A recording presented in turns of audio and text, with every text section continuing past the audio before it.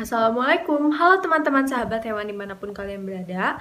Perkenalkan, kami dari kelompok 5 yang beranggotakan Reza Taufik Subagio, Yoga Triatjaya, Hilmi Al-Wahid, Aisyah Dwi Astiti, Diah Ayu Cikita, Raden Ajeng Kalya, dan Dwi Itfitria. Pada kesempatan ini, kami akan menjelaskan mengenai alat yang digunakan dalam pemantauan sistem reproduksi hewan. Salah satunya adalah alat Draminsky.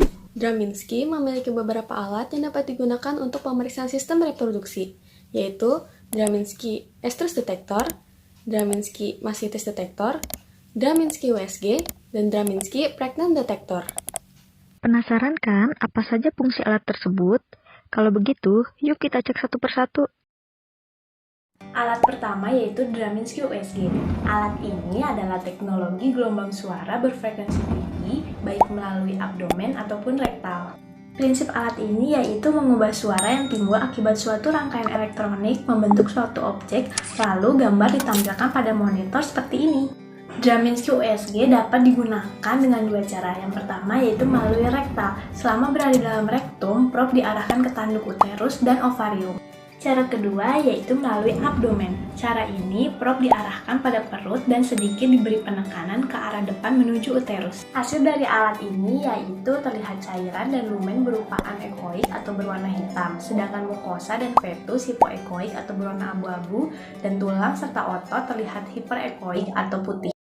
Kedua adalah Draminsky Estrus Detector, digunakan per vaginal untuk mendeteksi fase estrus pada hewan betina, di mana hewan menjadi reseptif secara seksual dan siap untuk kawin. Secara hormonal, ditandai dengan sekresi hormon estrogen.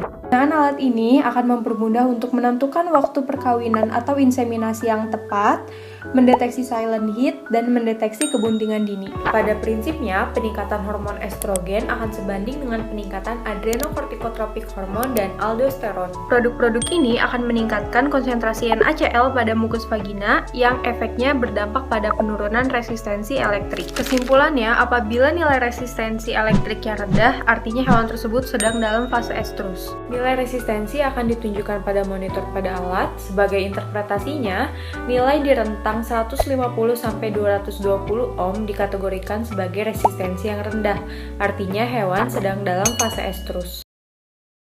Draminsky Pregnant Detector. Prinsip dari alat ini yaitu merefleksikan gelombang ultrasonik yang kemudian dipantulkan cairan amnion di dalam uterus hewan yang bunting, lalu ditangkap kembali oleh detektor. Fungsi dari alat tersebut yaitu untuk mendeteksi bunting atau tidaknya hewan dengan cara melihat cairan amnion di dalam uterus hewan ternak tersebut. Cara penggunaan alat ini yaitu dengan meletakkan detektor pada uterus hewan, kemudian jika terjadi kebuntingan, maka lampu detektor akan hidup mati dengan cepat serta dengan frekuensi yang tinggi. Selain itu, terdapat waktu yang tepat untuk mendeteksi kebuntingan pada hewan ternak, yakni 60-70 hari setelah perkawinan. Mengapa demikian? Karena pada hari ke-60-70, kantong amnion sudah membesar dan terlihat adanya plasentomia, serta untuk mencegah terjadinya kelainan dan abortus pada hewan ternak. Part 5. Draminsky Mastitis Detector. Alat ini merupakan alat pendeteksi mastitis subklinis. Prinsip dari alat ini adalah kita mengukur hambatan listrik yang terdapat pada sampel susu. Konduktivitas listrik terbentuk dari konsentrasi natrium dan klorida yang meningkat akibat rusaknya jaringan ambing. Semakin tinggi konduktivitas listrik, semakin rendah hambatan arusnya. Cara penggunaan: 1. Tekan tombol on-off. 2. Perah susu ke dalam cangkir yang terdapat dalam alat. 3. Tekan saklar untuk menyalakan detektor. 4. Ulangi prosedur sebelumnya untuk ketiga ambing lainnya. Sesuai dengan prinsip yang telah disebutkan sebelumnya, maka interpretasi dari alat ini yaitu jika nilai di atas 300, maka insiden mastitis subklinis rendah.